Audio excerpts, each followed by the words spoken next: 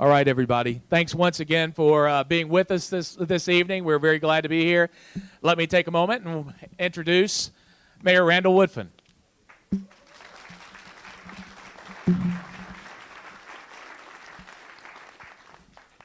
Hey, good evening, everyone.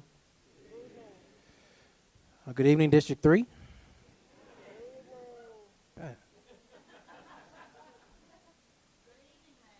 Thank you. Thank you, Hope. Listen, I'm happy to be before you all as residents of our city. I want to tell y'all a couple things why this is important to us, why we do it this way. Let me define what this way is as far as this format, and then we're going to turn it over to you. The whole idea of the town hall meetings, I think what we've seen in the past is a lot of times people wait until an election year to get in front of residents via town halls to discuss issues. But we thought it was important within our first year to continue the conversation we've been having with residents around issues, and then speak to the solution end of what we've been able to do over the first year, peeling back what we found and why some things exist the way they do, and then just having some honest, open, candid conversations and responses to issues, concerns, and questions around things that not only affect District 3, but the entire city. And so we've done every district now. Today makes 3. We have 2 more. We started on the west side of town, and we're making our way south and east. So we have 2 more after these, which include District 2 and District 1. I've been thankful for having afforded the opportunity to serve as mayor. Probably more thankful for the relationships I have working with the council, not just your district member, but the president, Valerie Abbott. I have here present also Councilor John Hilliard, who represents District 9. Any of the other colleagues here? Yeah. He's cool. He comes to most of the town hall meetings. I saw William Parker earlier. Ms. Abbott is getting ready to come up in a minute to provide some opening comments. And then we're going to turn it over to you. The whole idea is to answer majority of the questions. We can't get to all of them in our format. But part of the setup you all had with interacting with and engaging the department heads and divisions was if there were some detailed things you wanted to go into, this format was created for you to engage them. Come on up, young lady. He already won me over. He called me young. Listen, before I turn it over to her, next week, November 28th, makes 1 year that we've had a chance to serve together. She's been at this longer than I have, but we understand there's some critical issues in each district. We also understand there's some critical issues across the entire city. But the way we've been able to work together, whether it's text, call, email, in person, the goal is to not only be reactive to whatever issue you bring to me that day or that week, but to be proactive and find out long-term ways and long-term plans we can do to solve issues. So I have one more thank you, then I'm giving the mic to Ms. Abbott. I want to thank the department heads and the division heads and all those leadership, the folk y'all see around these walls. This is not a one-man band. I don't have all the answers. I'm not some genie in a bottle. But collectively, all of us in their individual lane and expertise, they work every single day to address all of these issues of how we can better provide city services. With that, I want to turn it over to you. Thank you. I want to thank everybody for being here tonight. We were really concerned that having this meeting on Thanksgiving week with only a week's notice, we'd be in a big room with nobody in it. So I'm just so thankful to see all of your faces. And we really wanted you to see our faces because although I attend all my neighborhood association meetings, everybody doesn't go to neighborhood meetings. So we want to see all the people who maybe don't go to those meetings who would come to like one meeting a year. And I'm sure we're going to do this at least every year, right? I mean, we should. I mean, we should have these town hall meetings more often. Okay. Okay. So we got y'all heard that. You're all witnesses. So I just want to thank you for being here. You know, we think of ourselves as being open and available, but I'm sure that there's somebody in this room who has emailed me or called me or him, and they didn't get a response. So you think we're terrible people. But we're really not terrible people. Sometimes we're just overwhelmed with all of the requests. Like, for instance, the botanical gardens need some help. The zoo needs some help. Vulcan needs some help. And all the citizens in here want the streets paved, the sidewalks fixed, the lights fixed, and crime prevented. So that's all we want. I mean, there might be one or two other things. There might be a stopped-up storm sewer up here somewhere. But, you know, we all know what the issues are, and I'm sure y'all are going to say what they are. But I'm just very pleased that we have this mayor. He's a very good mayor, and he's very young. So he's still, like, I tell people, he's drinking from a fire hose. You know, like on the 27th of this month, I will have been here 17 years on the city council. That also is my wedding anniversary. So that's another reason I can remember. So on Tuesday, we will have been together for a year, and on Monday, I will have been around here for 17 years. That's like almost half your life, which I just love. But anyway, so thank you for being here, and we'll answer any questions we can. He's going to answer most of them because these are all his people around the room, and he gets to tell them what to do, and he can point at one and say, answer the question, and they will have to do that. So if they like their jobs. So before Rick, let me see yours. Yeah. So before Rick comes up and tell you all the format of Q&A, there is some of the frame I want to set for the room.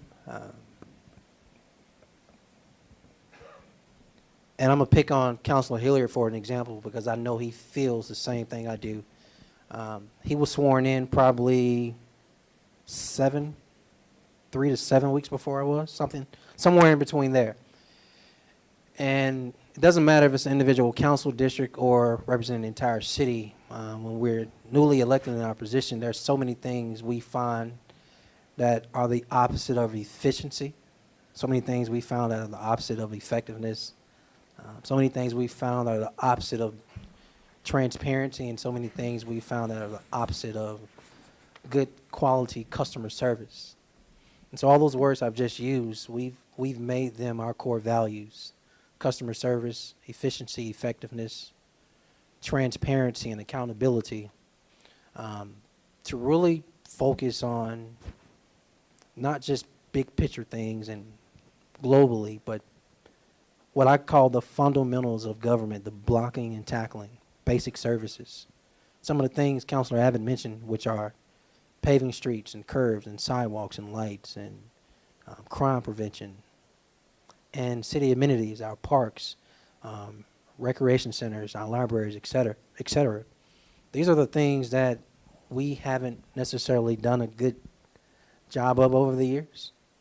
But if the city government didn't do anything else, if we didn't fund one nonprofit, if we didn't fund one social or extracurricular activity, if we didn't support our school system, if we didn't do anything around those extra things, those fundamentals we have to get right.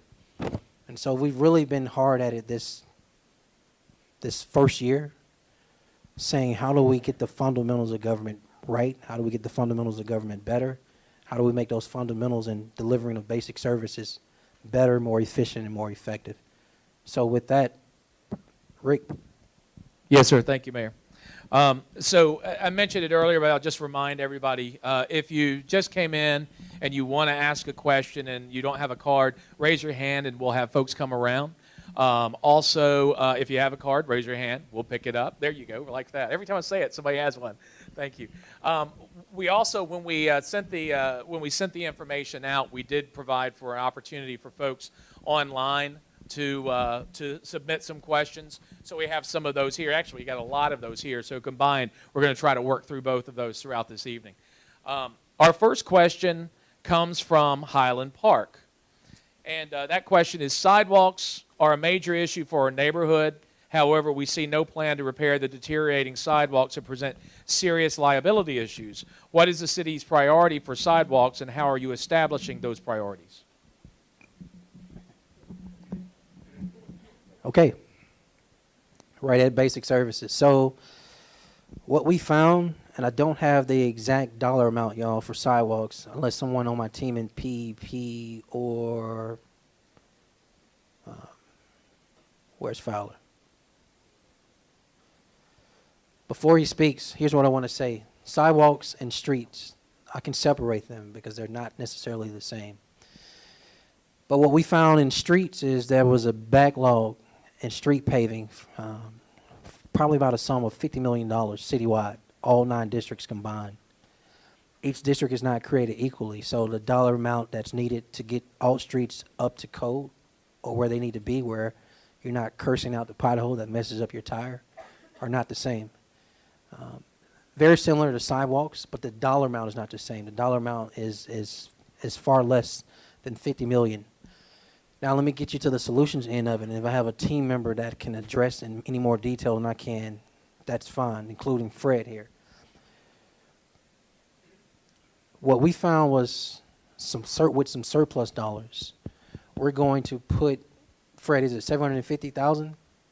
How much is it? I believe it was about 1.8 total. 1.8? About $1.8 million in sidewalk upgrades throughout the city. The city council has green-lighted allocating these dollars towards sidewalks as well as street paving. We've now sent that back to the departments of PEP, capital projects, as well as traffic engineering, all combined, to make sure on one hand it comports with, or does it fall in line with, I want to get my answer right. Fowler, come on up. Because I'm going to give y'all some detail. He's going to give y'all some detail that I can't provide. And thank you. So my name is James Fowler, and I'm the director of the Department of Transportation, formerly the Department of Traffic Engineering. And one of the reasons that we actually changed the name of our department was specifically to focus on pedestrian issues more in a more relevant way than I think we had in the past. So it's not just about cars and traffic, but transportation is also about pedestrians, walkability, access to transit, and also cycling. And so I think one of the comments that I heard the mayor make, or that were in that question, was that there's not a plan to address sidewalks. And so I want to speak to that. So the Department of Planning, Engineering, and Permits led a multi-year process actually to evaluate all of the sidewalks in the city. So it was a huge investment. And so they had people go and look and set foot on all the sidewalks in the city, mapped them, mapped their deficiencies. And if I'm not mistaken, I think they determined that there's around $200 million in deficiencies, backlog of sidewalk, either gaps that need to be addressed or sidewalks that need to be repaired. So that's an overwhelming amount of sidewalks. But I think what's important to note is that's not unique to the city of Birmingham. That is also a struggle in certainly any older cities, but in any major city around the country, sidewalk repair is a huge budget issue. And so one of the ways that we are drilling down as a city, so the mayor talked about fundamentals, so how do we get to the fundamentals? And so as a part of that plan to weed that down, they've identified sort of the highest priority gaps, and a lot of that was developed through stakeholder feedback and input. And so now that we've identified those highest priority segments, the mayor, as they've found money available, they've started to allocate funding towards those high priority segments. And then going forward, I think each year, I know it's a big high priority for Councilor Abbott and some of the other councilors as well. I think going forward, now that we have ranked and prioritized those gaps, to try to find funding to pick those off. So, thank you, James. Thank you, James. So I owe you all a correction. The 1.8 is actually split up. It's about 750,000 in potholes.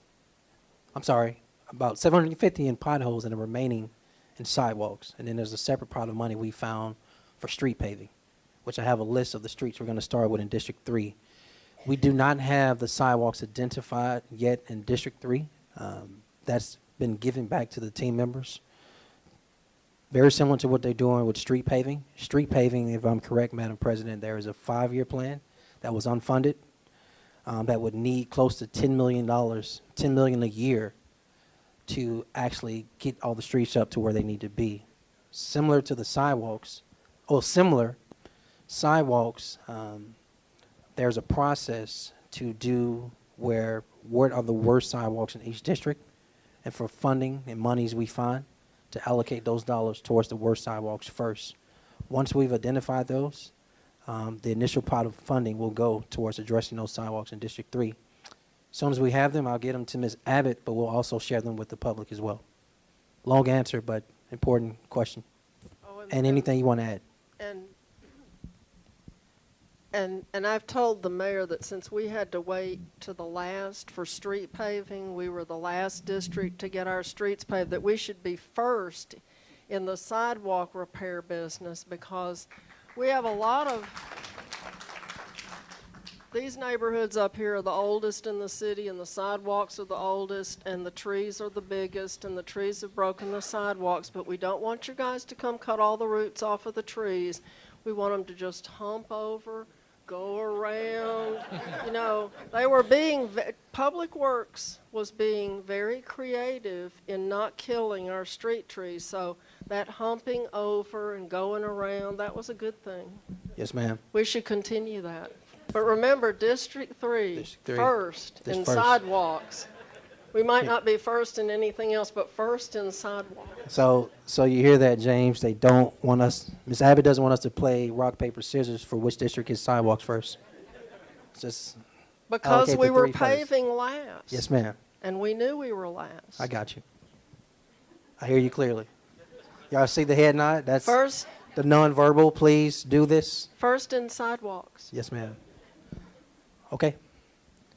Who else? What we got? Rick? I'm right here, Mayor. So our next question, this comes from 5 Points South. It's a couple of questions. I also have one from Glen Iris. This deals with the Glen Iris question. What plans are in the works to reduce or eliminate the shootings and killings that we see in the news every day? And more specifically, in 5 Points South, what is the city's plan to actively combat crime, even the little things like stealing property from porches? What can the residents do to help? Come on, gentlemen. All right. I got a lot of thoughts. I could talk about this for quite some time, but I am going to bring up the captain of South Precinct, as well as our new chief of police, who's been on the job 5 months, Chief Patrick Smith.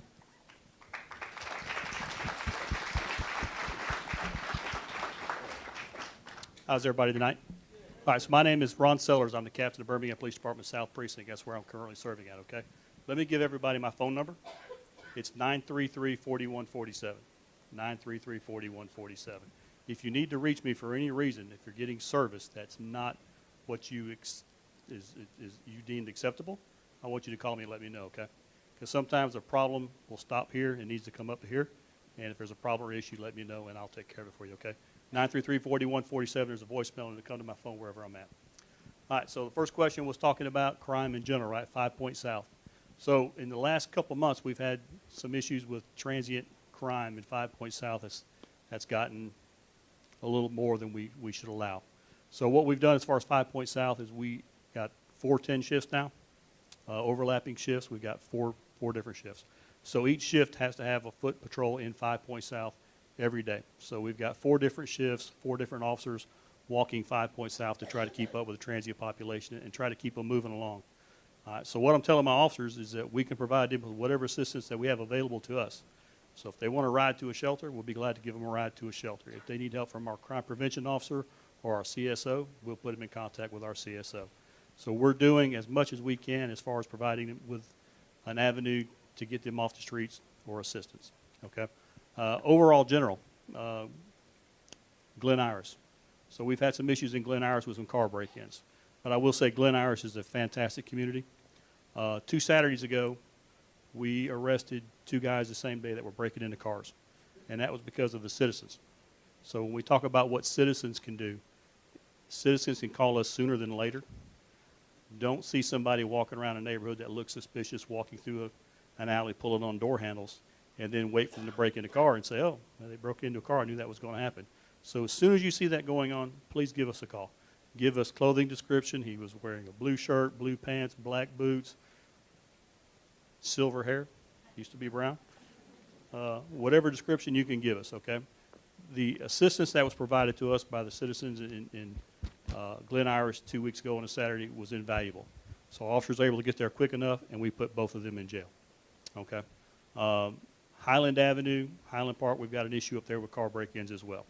So in the last 2 weeks, we've put 2 more people in jail for breaking into cars up there as well. One of those persons we put in jail, one of my officers was on her way to work, saw something that looked suspicious, followed the guy, saw him break into a car, and arrested him. So our officers are out there working hard. They're even working when they're off duty and on the way in. Some of the other things that we're doing as far as violent crime, and this is something that Chief Smith's come up with, that we've increased our presence as far as deterrence. So in South Precinct alone, in the last 2 months that Chief Smith's been here, we have conducted 60 different operations where we are setting up crime checkpoints in areas where we're having issues at. Some of our offenders, unfortunately, are transient population. They come in, we're trying to identify them, we're trying to keep them moving and try to put them in jail when we can, when we have to. The second issues that we have is overcrowding in prisons. They're letting a lot of people back out on the streets with nowhere to go, no rehabilitation, and then they become our problem. They become the police department's problem. So we're doing our best we can to identify them and keep a check on them. The third issue we have is a lot of our criminals are not from Southside. They're coming from other places to come here because we have a lot of things in our cars that we shouldn't have, and they're breaking into our cars to take those stuff. So we're trying to make sure that we're identifying all those 3. Putting up the crime checkpoints for that third one of trying to run off the people that don't live here that are causing crime helps us in that. It's also helped us in our business burglaries as well. So we're doing these crime checkpoints 24 hours a day, 3 o'clock in the morning, 4 o'clock in the morning as well. So that's helped with our business burglaries that we've had over in Lakeview and Avondale area. It's brought those numbers down. I think I pretty much covered everything else. I'm going to turn it over to my chief. Good evening. How you doing? He covered some of the highlights of the things that we've been doing to make sure that we're addressing crime overall in the city. Some of the major things that we've done to try to reduce crime is, as he mentioned, about our 410, where we have 4 shifts and we adjust to the calls for service. As the calls for service go up, so does the number of officers who are patrolling the streets, and you'll probably see more officers on the streets. The overall crime picture for our checkpoints, what we're doing there is just high visibility patrol.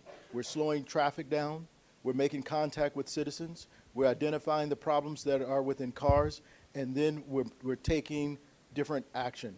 Do you have the numbers for your precinct for the operations? Yes. So far in the last 2 months, we've conducted 35 crime checkpoints.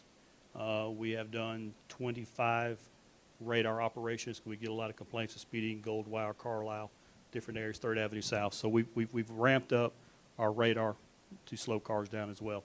So off those different operations, we've issued 319 citations. That's probably about 32%.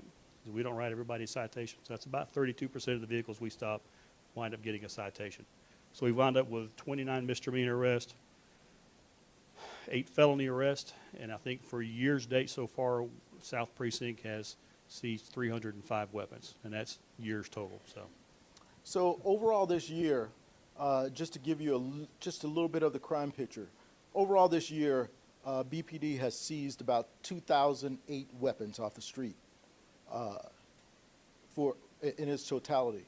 So the whole purpose of the checkpoints is definitely to slow down traffic, identify the people who are committing the crime, high visibility patrol, and to reduce crime in the area.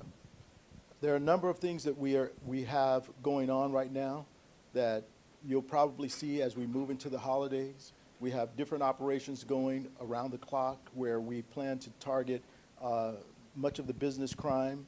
We plan to have high visibility patrol in a number of areas within the city to reduce crime. And we also plan to do more operations throughout the city to whereas we're making more contact with the citizens who are traveling in and around your homes. Thank you all. Gentlemen, you don't have to go yet because this is a tough topic, y'all. But I'm required, I think in my position, to be as honest about it as possible, acknowledging a couple things. There's a member on my team who's very critical of how we address crime, and I brought him in to be critical, to be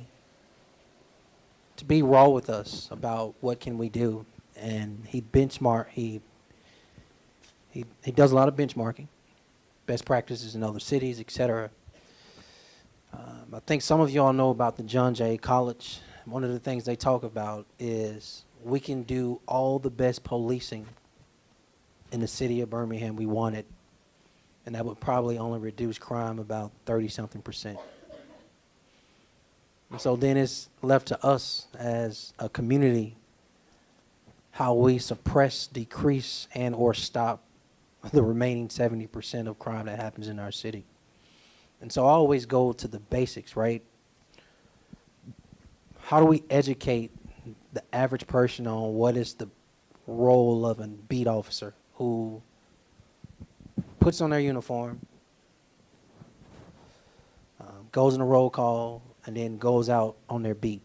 So I asked Chief, tell us, what is that officer's functions? What are their duties?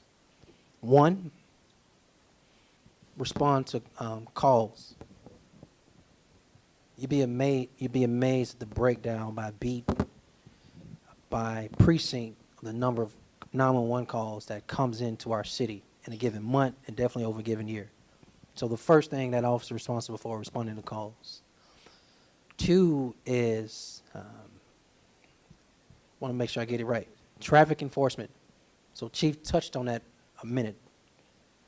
It's important that our officers engage traffic enforcement. So it's not just working those car accidents y'all see when it's a rainy day, but it's all type of traffic enforcements, which are important, particularly in District 3, where you receive a lot of complaints about traffic enforcement. The third thing is community engagement, which is very important. Whether it's a small business owner or a senior or a high school student, homeowner or a renter, engaging people on your beat, not in your car, but out talking to folk, is not a problem. You're not only engaging that person when there's a problem or 911 has been called, but actually proactive, positive community engagement to build relationships. Then the fourth thing is to engage in high crime areas. Know those areas, identify those areas, disrupt those areas where crime is heavy or high.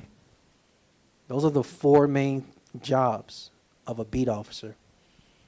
I think a lot of us either don't know that or assume other things about what a beat officer is doing. And so then I ask the question, well, how many beats are there? And if you tell me how many beats there are overlapping an individual city council district or overlapping the entire city, do we have enough officers on beats to address those four things? And the answer is no, y'all.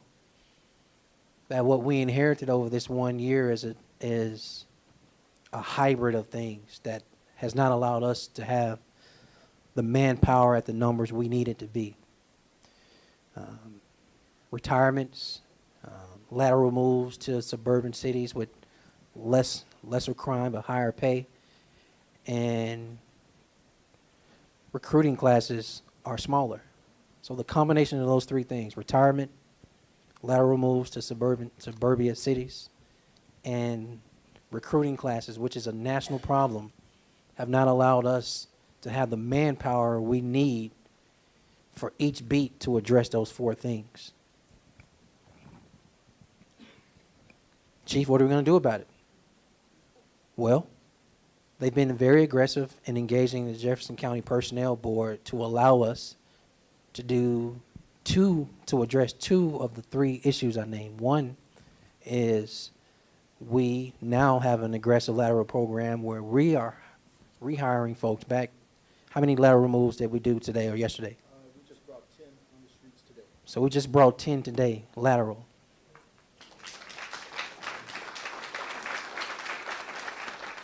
The other thing, Chief can speak to this if any more detail is needed for this. Second thing we're doing through the Jefferson County Personnel Board and legislation passed is a rehire of what we would consider veteran retired officers. So Birmingham police officers who did their 20 or plus and have decided they don't want to sit at home because TV is boring, come back. We kicked that off this year, and how many have we hired and how many in the queue? We have about 35 in the process right now. We've hired 1. Next week, we should have another 6 or 7 coming on the streets to serve the city. And the other 30 or so, they're still in the process of coming through the system. And so what we're doing is working with the Jefferson County Board to make sure that we're pulling the list as soon as possible, and we're getting people through the process as fast as we can so that we can close the gap. The other thing that the mayor did not mention is about our academy classes. We have approximately 25 in the academy right now. Next year, we changed the program to whereas we'll have 3 academy classes per year versus 2. So what that will allow us to do is to start to quickly close the gap on where we were behind, and hopefully by the end of next year, we'll be back up to where we need to be so that we can start to close in on our goal of 1,000 officers to serve the city. And the reason why that's important, and I want to say this, is that each month, BPD fields about 45,000 radio calls per month. So it's a lot of work when you're down 100 officers. That's a lot of work. So we're starting to turn the corner. We're getting more officers out there on the street. That's why you can see the footbeats now in the community so that we can start to address crime on a different level. So you talk about not necessarily campaign promises, but you talk about campaign issues you want to make good on. One of them was to get our police officers up to the numbers they need to be. In an ideal world, you would have wanted to accomplish this within your first 12 months. That didn't happen. I'm glad I didn't commit to that. But it doesn't take away your concern of having enough officers on the street. So we have an aggressive goal, not just within this first year, but definitely the close of the next 9 to 12 months, no more gaps. Let me tell you what those gaps have caused. So there's an element in our city, y'all, that are not afraid of anything. Now, I have not forgotten what the question was, and you all have to forgive us on this long answer, but this is a really important topic. I promise you all the other answers, any other questions won't be this long. But the issues of crime in our city, they deserve a response. So I'm very intentional with this answer to give you as much information as I can while I'm standing in front of you. That wall is ready set as it relates to filling the void and gap number of officers. This wall represents the extreme disregard for life, the number of homicides we have in our city. And we have tried to figure it out. So part of me questions, is there any consistencies going on in these murders? They're not, except pretty much one thing. They're very personal in nature. They're very personal in nature. Majority of them, the victim and the defendant, have some existing relationship. Second thing we find or have found is the MO of some of these styles. They're not doing it in front of the police. They're not doing it in front of witnesses. And so addressing these crimes and how do we go about putting additional tools in the toolbox. So you all seen us have a conversation weeks ago about adding more cameras in our city in high crime areas. Cameras are not going to solve crime, but we believe that's an additional tool that helps us address some of those issues, including murders. And if not to solve, definitely to help us, if not to prevent, definitely to help us solve. But let me answer the question. We believe overall, whether it's crimes against persons or crimes against properties, the city of Birmingham has to have an overall strategy around prevention, reentry, and the actual stopping of crime, where enforcement.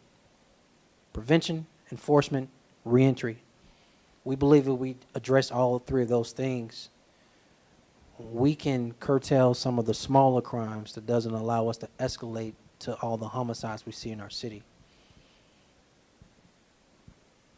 We don't compare ourselves to other cities, but I want you all to know that with the high amount of poverty we have in our city, that is one of the issues that's related to this. The hopelessness, another intangible that's related to this. But there are a lot of other elements that we can't control for.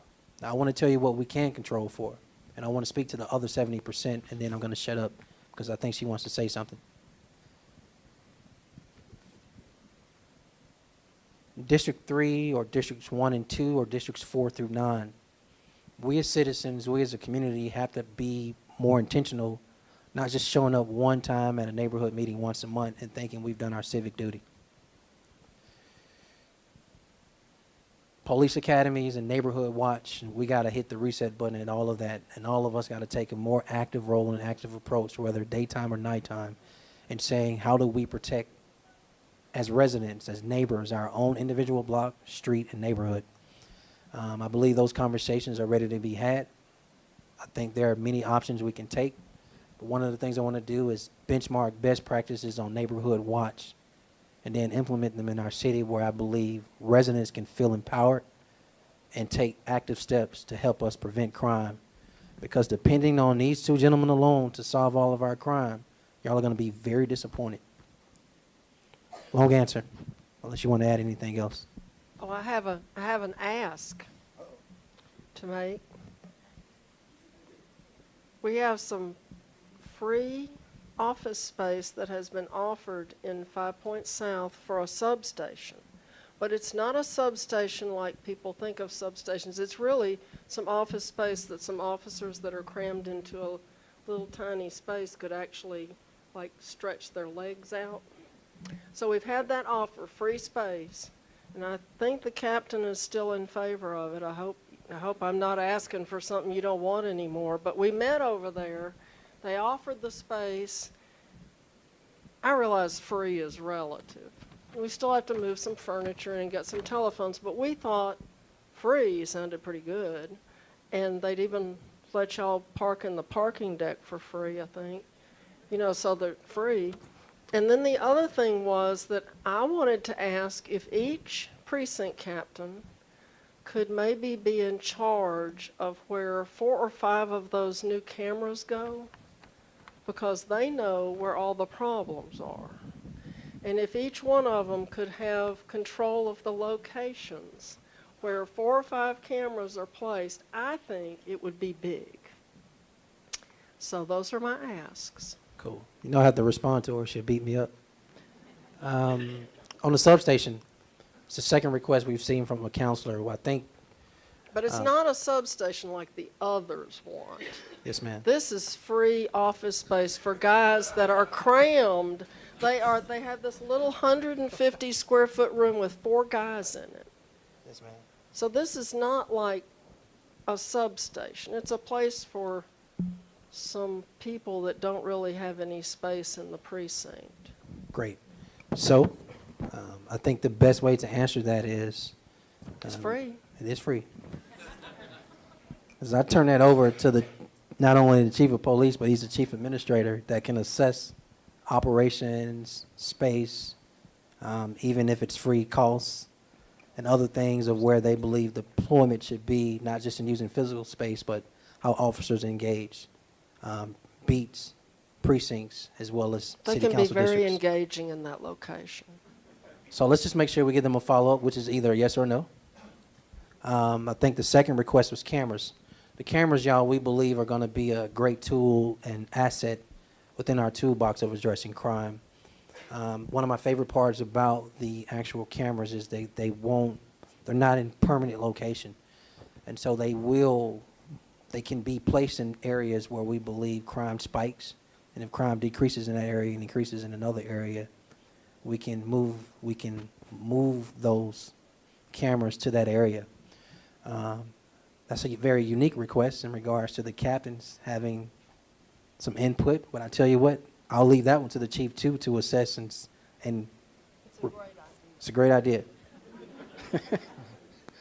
And to give back an answer, there's one last thing I want to say about gun violence. Gun violence, y'all, is not isolated to murders alone. There are a couple other things that are happening that we don't talk about, that the media doesn't necessarily report on, but you'll read about it probably in January, because what happens is they put this in numbers, but I'm putting this beyond numbers. I am calling this a crisis within our city in regards to gun violence. In addition to the murders, what's also happening is the number of people who have with felony assaults, where victims have been shot and survived. And the third thing is the number of homes, as well as vehicles that have been shot into, and fortunately no one was hit with the bullet. All three of those things combined, there's way too many guns on our streets. You heard him. Just to date, since January 1 today, we've taken off the street 2,008 guns, confiscated, and there's still a high amount of gun violence in our city. So we're doing everything we can to address gun violence. It's just going to take a little more. We probably need some help from the state, probably need some help from the federal government, we probably need some new laws. I don't know. This is a sensitive topic, but I think from an enforcement standpoint, when you take off the street 2,008 guns, they're doing everything they can to enforce and address this issue. Thank you for being patient with that answer, but we thought we needed to overshare because it's such a very important topic in our community. Rick, I'm going to have to make up for that. I'm over here. Yes, sir.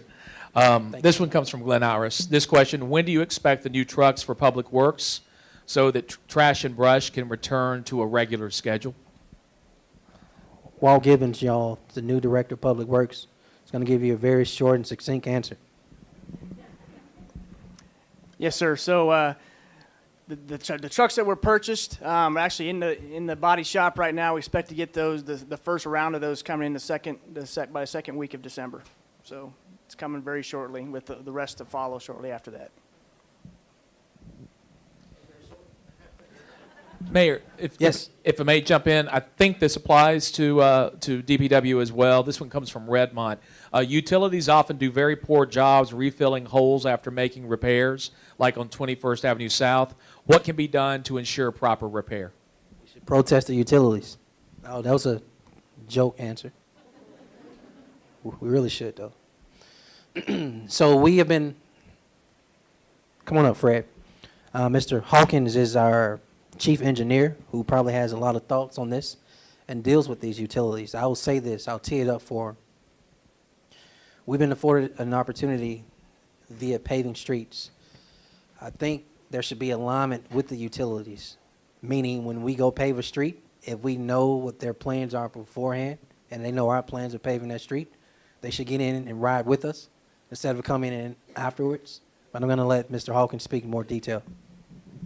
Thank you, Mayor.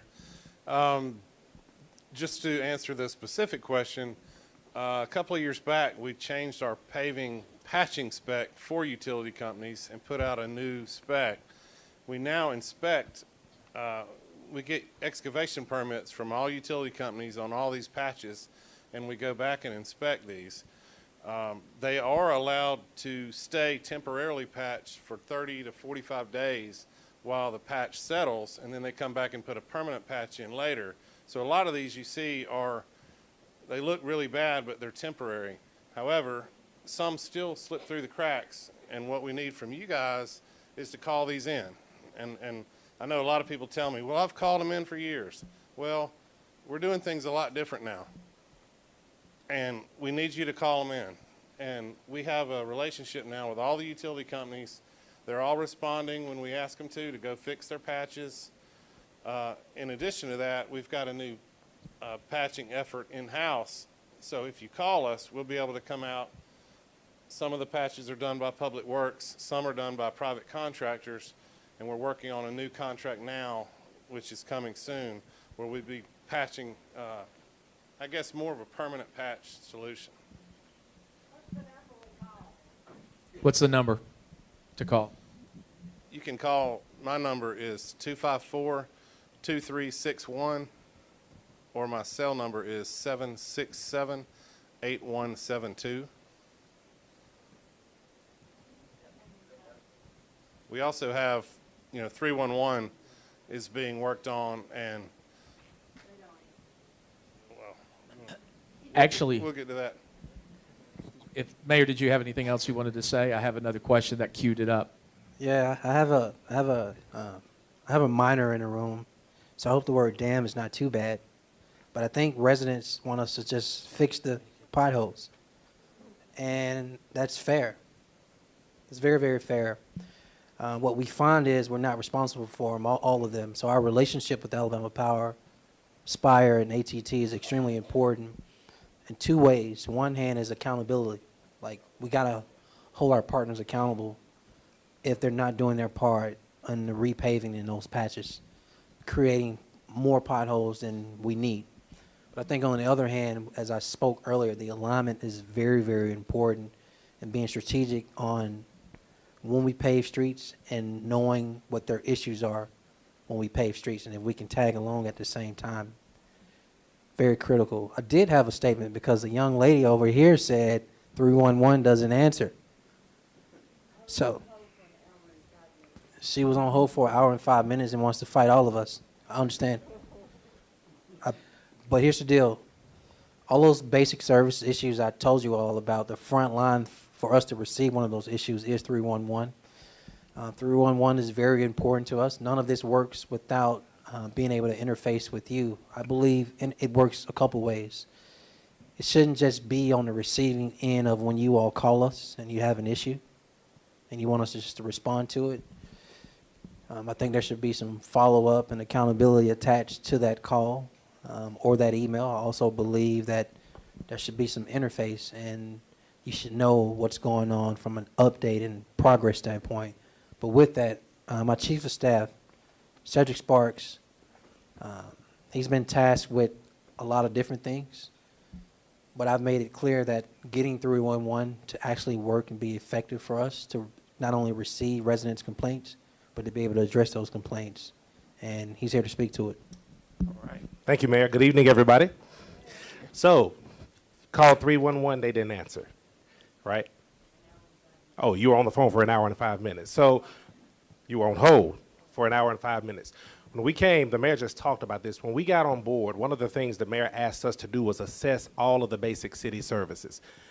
Obviously, 311 is a big one. And what we noticed when we came in was that there began to be a huge increase in emails that were coming back to the mayor and us about, well, I called 311 and I left a message, but I never got an answer, or nobody ever called back. So by show of hands, if you've called 311 and you've had your issue addressed, please raise your hand. You've had it addressed. If you called 311 and you didn't have it addressed, please raise your hand. All right, so we started asking the question, if people are calling 311, why are the issues not being addressed? Why are people being put on hold? And what we found was a few things. One was that there are a very limited number of techs who were trained to actually answer those calls. So not only did we have limitations on the numbers answering, but the ones who were there weren't properly trained to handle a call center type environment. Two, if you did get that call answered and you filed the request, what happened to the request? What we noticed was sometimes the information was taken and queued into a system, but all of these departments that you see, there was no connect from 311 to the departments. So we started tracking to see how many of these calls were actually taken. Well, one, how many of the calls are not being answered, where citizens are being put on hold? How many calls are being taken and not being routed? We went back to 2012. I'll share with you. We found over 5,000 issues that calls were taken and just put in a queue, but none of these people that you see around the walls received it. So the mayor said, stop it. Stop 311 right now and fix it. So in the short term, what we did was we created a new number, 254 City, that's still linked to many of our departments, but it was a short-term fix because what we found, many of you didn't know, is that Birmingham does not have a true call center that, one, receives the calls with trained techs, that tracks your request, that sends it to the departments. The departments then go out and deals with the issue. They report back to the techs who report back to you. That did not exist, which is what he mandated for us to put into place. So in the interim, we have the 254 City number that goes to the departments, and we increase the number of temp employees. They're temporary, meaning we didn't hire any new people. They're just folk who do other jobs who are doing this temporarily to help address the issue in the backlog. And come the first of the year, you all will get the opportunity to experience the new 311. But it will be a Birmingham call center with an increased number of techs who are properly trained, and they will answer your call in a timely manner, report the issues to the departments, track them, fix them, and then report back out to you. We're going to be testing it in the month of December so we can roll it out to you, and it's our hope that it will work. Thank you.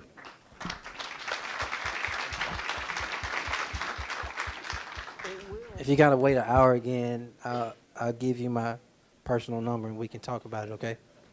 That's cool? All right. Rick. Yes, sir. This was one of the questions that we received in advance online. I am interested in learning more about the mayor's plans for helping the city's existing businesses grow, as well as initiatives to attract new businesses and the associated jobs.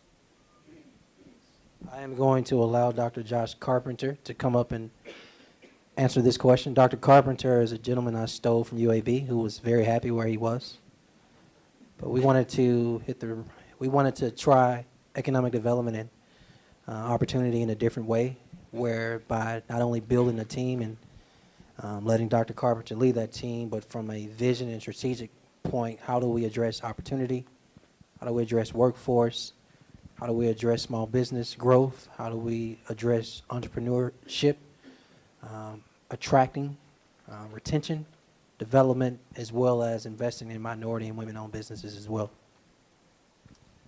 Thank you, sir. So, good evening. It's a pleasure to be with you all tonight. I have another member of my team with me who's engaged in this every day, and she's new to the city, but also has brought together a lot of really good thinking around workforce and talent development. Her name is Rachel Harmon. So if you have your workforce and talent development questions, which we can get to later, she's the person to direct them to. You know, the city of Birmingham is at an inflection point in its economy. We've seen a lot of growth, and that's been really exciting. We have tremendous healthcare services here, among the best in the country. We've seen a lot of growth in our innovation economy. It's still growing. We have a financial services sector that's very strong. But the bottom line is that we still have a 30% poverty rate, 42% for families with children, and about only 4 in 10 of our, 6 in 10 of adults in our workforce are working. So we have a pretty high underemployment rate, and too many folks don't have the skills that they need to have to get jobs. But the bottom line is that what we believe is that talent is distributed equally in our community, but opportunity is not. We can find ways to get opportunity to people, whether they have worked in a factory for a long time and got laid off because that job was automated, or they couldn't find a job right out of high school. We believe we need to redesign systems and processes so that people can get a chance to get the skills they need to thrive. So the bottom line for us is just like what the mayor ran on. Putting people first isn't just a campaign slogan. It's a way to think about how we grow the economy. So we've been trying to think through that from everything that we do, whether it's an incentive program, which we rolled out to retain about 881 jobs here and shipped, or it's rethinking apprenticeship programs to grow jobs in automotive manufacturing. So we still have a lot of work to do, and we need help and perspective in doing that. But it's something we're focused on, and we're thrilled to have a team, to have a mayor, and have a council that thinks about how to do that every single day. Today, we actually secured funding through the BOLD program. BOLD is an acronym for Building Opportunities for Lasting Development. For a long time, the city had given economic and community development dollars to the same organizations and really hadn't checked on those performances. This program totally overhauled that process so that we have key performance outcomes and a strategic plan for each of those organizations so that we can track their performance, and you as taxpayers can know how their performance is returning on your investment. So it's something that we care about. We don't just talk about transparency and accountability. We're baking it into the way we think about economic development and the way we allocate that funding. And today the City Council demonstrated that they were our partner in that, and it's an exciting day for us. Thank you. Ms. Abbott, did you want to add anything? Just a little tiny bit. I sat next to a gentleman who owns a car dealership yesterday at lunch, and he was telling me that at Lawson State there's a program to train young people to be vehicle service managers.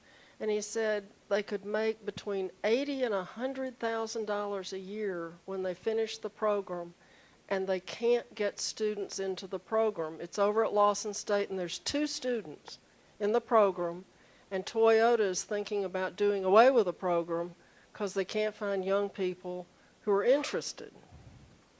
That was really scary. If I could have had a chance at a career to make $80,000 to $100,000 when I was 28 years old, I would have jumped at it. So it seems to me that maybe part of our economic development impetus would be to help young people connect with the people who can train them to get high-paying jobs. I like that. So, And this dealer is a Birmingham Toyota dealer. He actually is within the city limits of Birmingham, so he has our best interest at heart, and he was complaining to me. I guess I was supposed to bring some students over. So I thought I'd give it to you. yeah, so what we found, anybody know my past background, I was on the school board. There's a major disconnect, y'all, between the school system and our 2-year college system around opportunity and things outside just a 4-year college degree, or where only probably less than 40% of our students who graduate from our 7 high schools are attending anyway.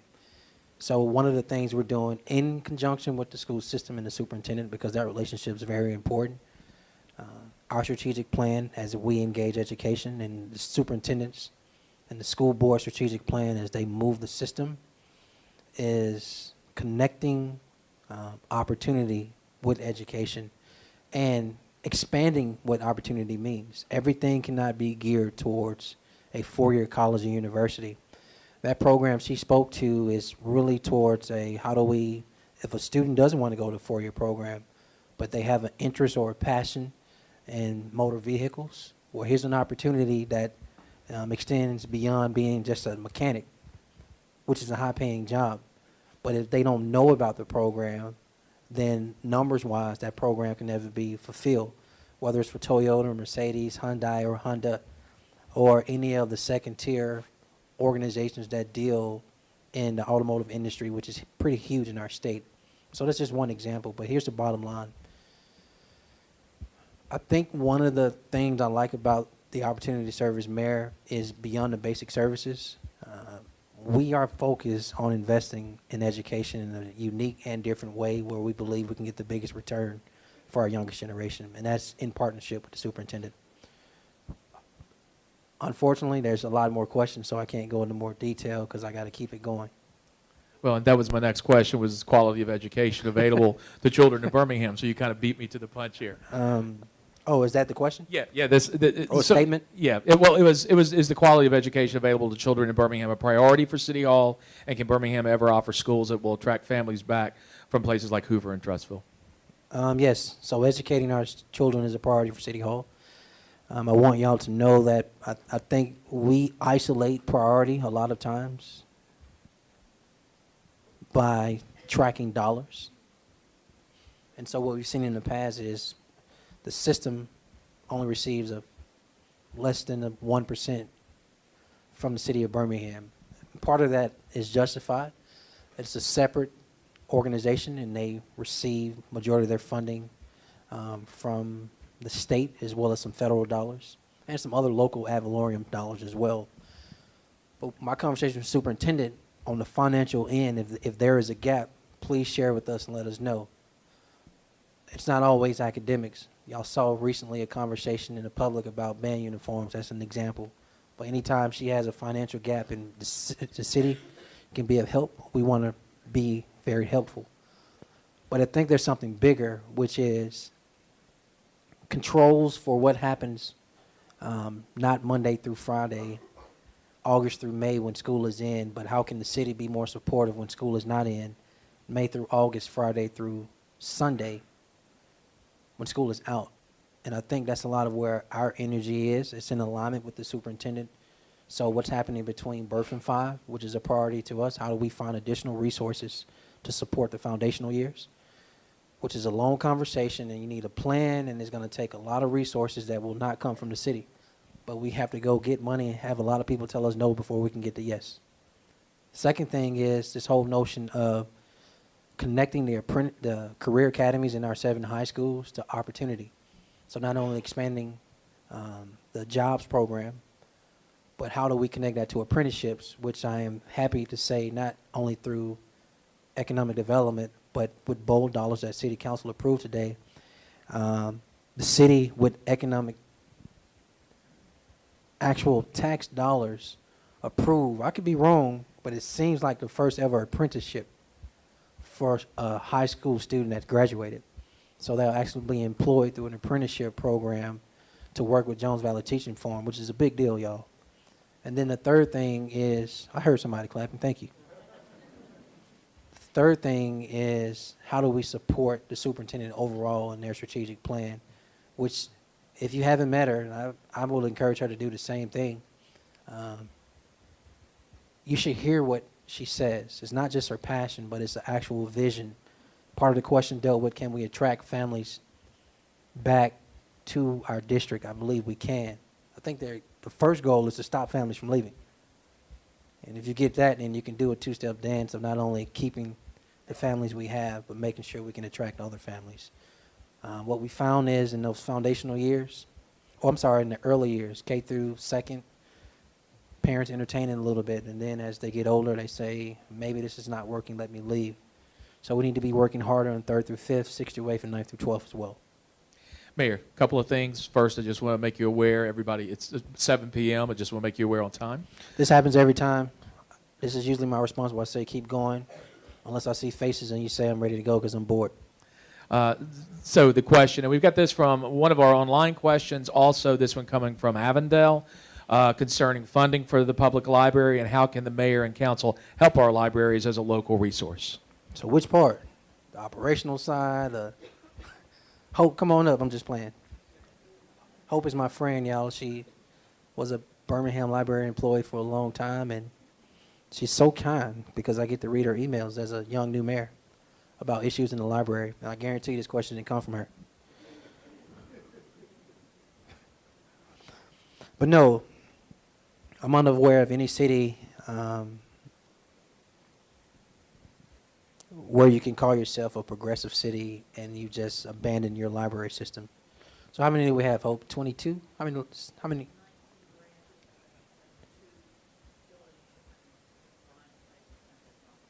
All right, so let's have some plain talk, y'all. We have 19 libraries. We have 22 or 23 recreational centers across our city, and we have 116 parks, soon to be 117 parks. There is no equity in any of them. I'm actually embarrassed about how our downtown library looks. I am. I study for the bar there. I used to trip out as a city employee, and I was a city employee for 8 years. I used to always trip out when I see drive by or walk by and all these people standing outside. Come to find out they got kicked out because either the heat doesn't work or the air conditioning doesn't work. Usually in the summer the air conditioning doesn't work. So I framed the problem. Many of you all already know the problem. And there's passion in this room about how can the city be more responsible for investing in this library system. And a lot of it, of the complaints, there are some additional personnel complaints, but I think that question is framed in the operational side of deferred maintenance, upkeep, taking care of our actual physical space to support our library system. So I go back to how did we get here? 2011, 2012, the city went to the bond market in 2 phases, 75 million, 150 million overall.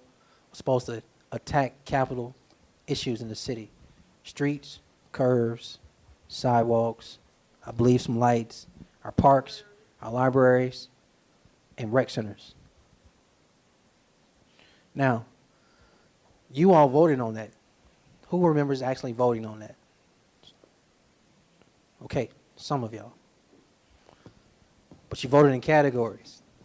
And then what happened was, it kind of reminded me what the school system did with the 1-cent sales tax. Instead of them saying where should we build or rehabilitate schools, they gave a blank sheet of paper to the school board members and said, tell me your wish list of where you want to build a school. So part of that wish list, I'll give you an example, then I'm going to connect it to the library system. School system receives $400+ million, and they spend $55 million on one school. They spend $45 million on a second school. That's about 26% for 2 schools, but there are 43 schools in the entire system. And so you look at how we did our capital dollars for the 150 million, I'm not going to say it was the best process for libraries, for parks, for rec centers, and for other capital projects. And now we've come to a point 6 years later, our library is still looking full. The escalators still don't work. The elevator's still messed up in our main library. The HVAC issues. What I've shared with my team is via capital projects, whatever prior council and mayor has agreed to, where there's still funding on the table, fix it. There is no way, as an administration, whatever has been in talks for 6 years, we can be talking about for 2 and 3 years. Definitely not 4 years. And so we start with the main library, and we hope we can expand out. But the issues around funding attached to that escalator has now been approved. We're going to remove that escalator, y'all. I saw you, Hope. Yeah. 15 years. That's just an example. Here's the bottom line. A lot of things came in over bid for a lot of these capital projects, and we have to start over. You all don't care. You just want the problem fixed. My job is to fix it. We'll do it. The library system is very important to me personally. I believe we have some great employees throughout our system. They deserve leadership where they feel they're not only the intangible, their morale is high, but they want to know, as an administration, we value them. The answer is yes, we value them. That's in this hand. So this is not just all operations. This is really how we invest in our library system and make it efficient in the 21st century when there's when there's options for technology and Google, et cetera. We're focused on that. There's some issues we got to work out. I wish I can go into more detail, but that's just a snippet, a long snippet. But that's the answer you got. Rick, where are you? I'm over here, Mr. Mayor. If I may add a footnote to that, Yes. Dr. Carpenter came over. Yeah, a quick good news item, talking about investment in our libraries and growing into the digital age and driving traffic there. LRNG, which does the learning platforms. In fact, we announced Birmingham Could Code this year, which is a partnership between Apple and the city to help teach 100 children how to code. But the group that planned that was a group called LRNG, and they partnered with Southern New Hampshire University to create this curriculum, and they're going to build their first physical site in America, their first microsite in a Birmingham public library. So they could have gone anywhere in the country, but they chose to come to Birmingham. So that's going to drive investment into, we don't know yet. They're still doing their site prep. So we'll announce that at the next town hall. You know, I have to come to that one. But the idea is that, you know, libraries have always connected people to knowledge and to learning and to opportunity. And today, the pathway to that learning and opportunity is digital. We all know that. And so this is a way to modernize our libraries so that young people find them as a place of inspiration and hope and hopefully community. Thank you. Rick, he's going to cut me off in a minute, but Yes, sir. what's the next one? We got a couple of, one from 5 Points South and one from Forest Park. This deals with community and neighborhood funds. Basically, what is the status of community funds and how they can be effectively spent? You don't have to go anywhere, sir. You can stand right there. I'll pass you the mic. Oh, I should have chased over there. Sorry about that. No, you're fine. Everybody, this is Nigel Roberts, who's Director of Community Development for the City of Birmingham. Good evening. Well, community development, you guys are kind of unfortunate in District 3 because mostly the entitlement dollars that we bring in are to benefit low to moderate income individuals and households. So we bring in about $8 million a year through our community development block grant funds that we receive from the U.S. Department of Housing and Urban Development. And those funds right now are being primarily used. About $1 million goes toward housing rehab in our low to moderate income areas, where we do about, year to date, we've done about 166 houses with helping people to put those houses, roofs on them, new windows, plumbing, bringing them up to code. So from a community development standpoint, my department really doesn't benefit this district in a good way. One good thing, I talked to my housing code guys this morning. We've done about 8,000 inspections and re-inspections throughout the city. From those numbers, on about 404 of those, about 5% actually benefit or are affected in your community. In saying that in a good way, only 21 of those actually made it to court, which is a good thing. My guys are going out doing housing inspections in your area, and those are being really benefited in your area. So you all are not really benefiting from community development in the way I would like to see you benefit from it. Right now, we're actually using our land bank. Mayor just gave a note how to use community development funds, neighborhood funds. Give you an example. Right now, we're getting ready to go through our 2018-19 action plan process. This is a process where neighborhood public service agencies, nonprofits, housing developers and redevelopers will have the opportunity to come in and apply through an RFP process for those funds for either public services or housing development and redevelopment. Again, those $8 million to be advertised over the website, in the newspaper, and over about eight-month process, those funds will be reallocated to either nonprofits for either homeless prevention services, youth services, or other services throughout the city.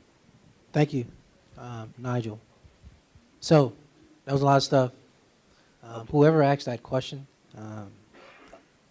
we can't give you a very short answer in that. So find Nigel, find myself, or find one of the team members in community development if you want any more detailed answers. And that's for anyone who has a question where you felt only a portion of your question was answered or none of it was answered. We'll be around a little while.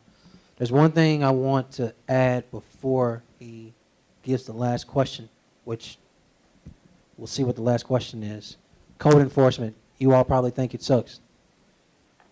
Okay, I do too sometimes. Here's what we've tried to do about it. One is find out what parts of it work and are really efficient, and then where are the gaps and how can we close those gaps. What we found is code enforcement actually works very well Monday through Friday, 8 to 5 or 9 to 5, when code enforcement people are actually at work.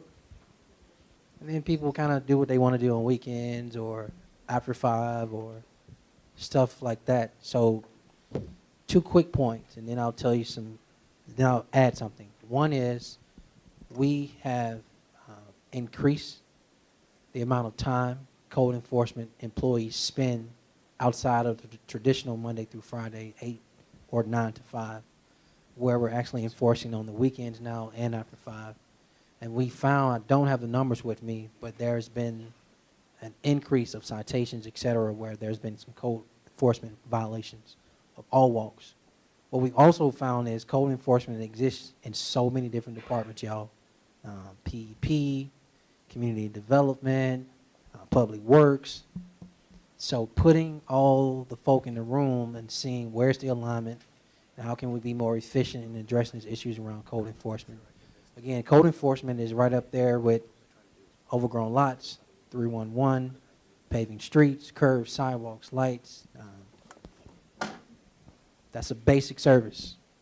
We got to make sure we get that one right.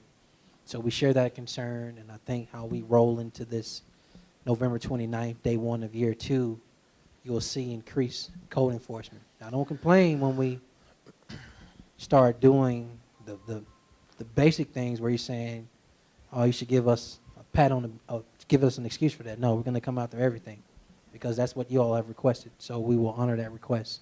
With that, Rick, I'm going to give you the last question. I'm going to call this young lady back up.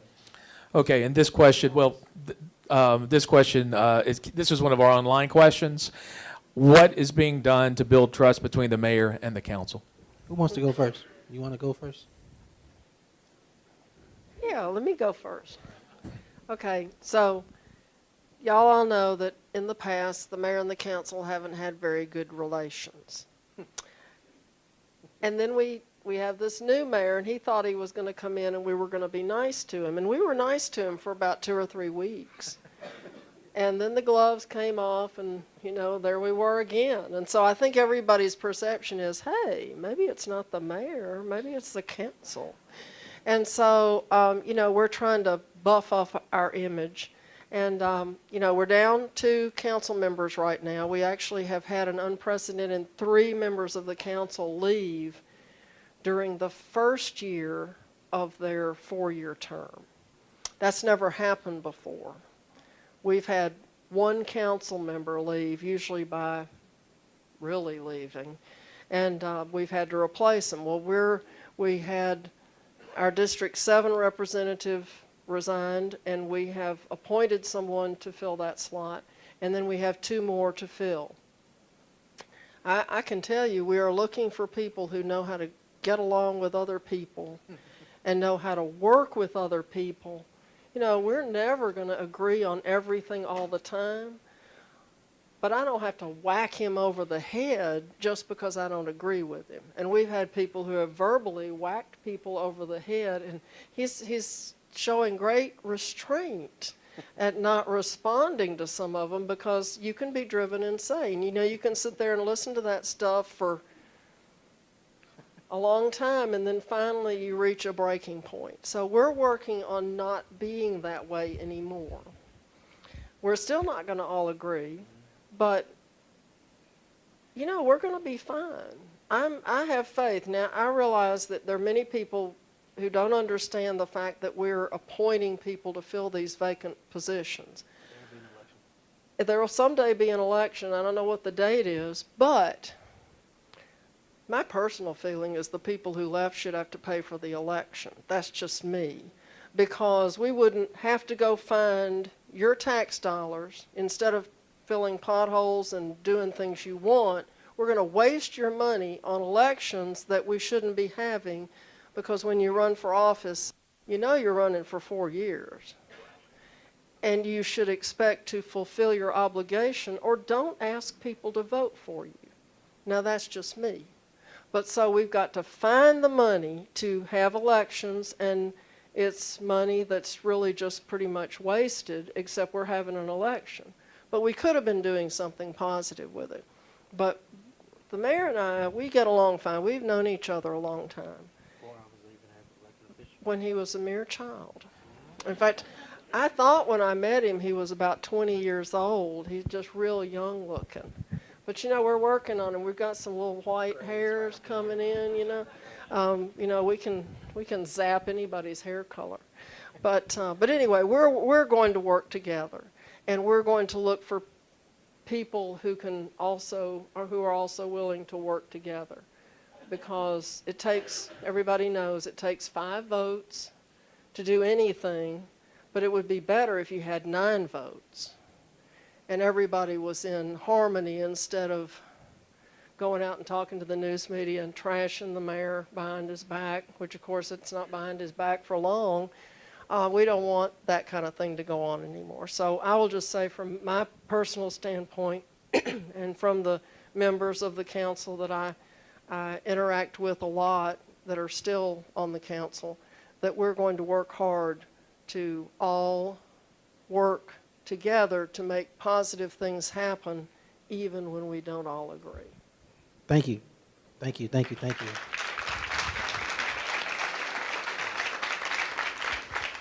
So,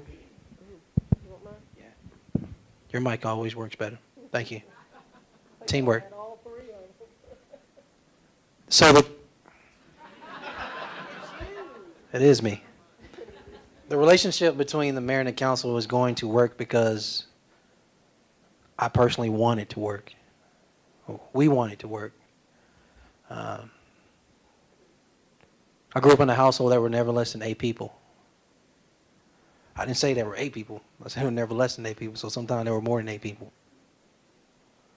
You can imagine every temperament, every personality in the world. You can imagine different wants, different needs, different desires, different styles. Not a lot of bathrooms. We'll get to that later.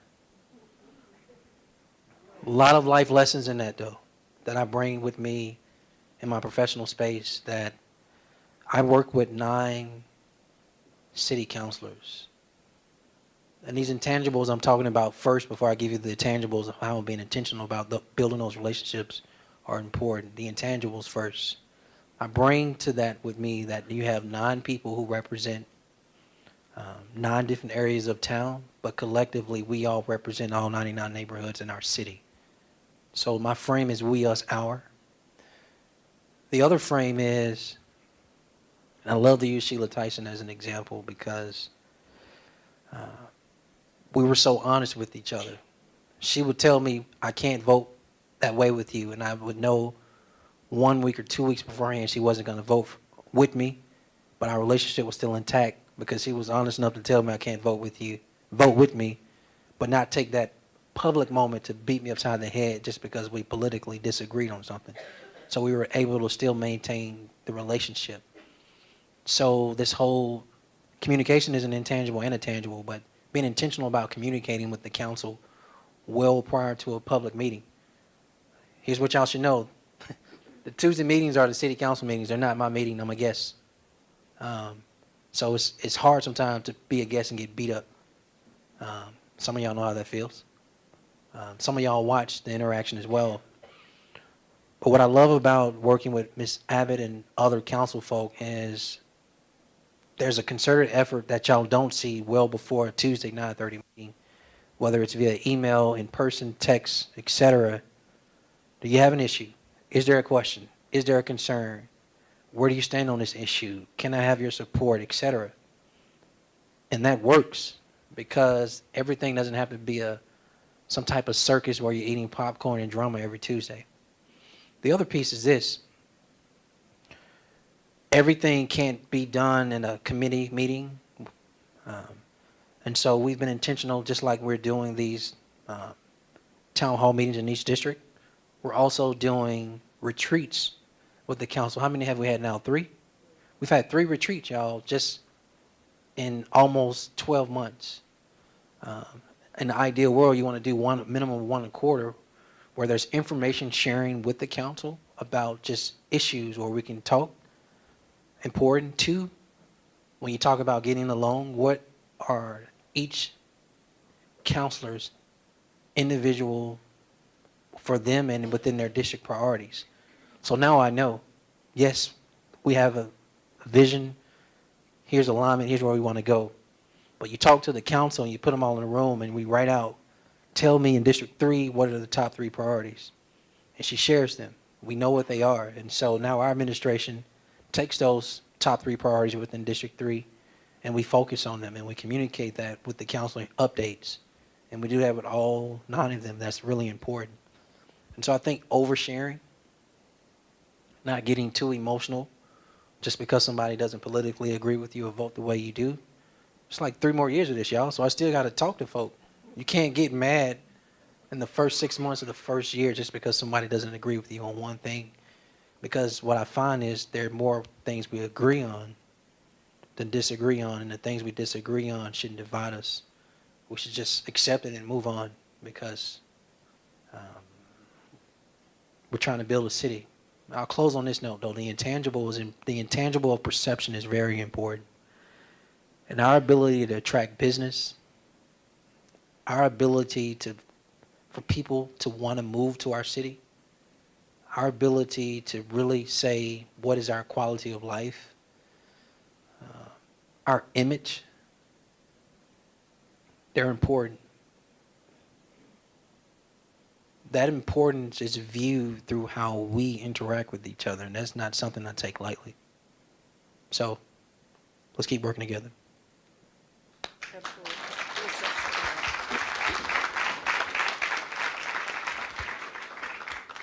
I just want to say thank you to everybody who spent the night with us tonight.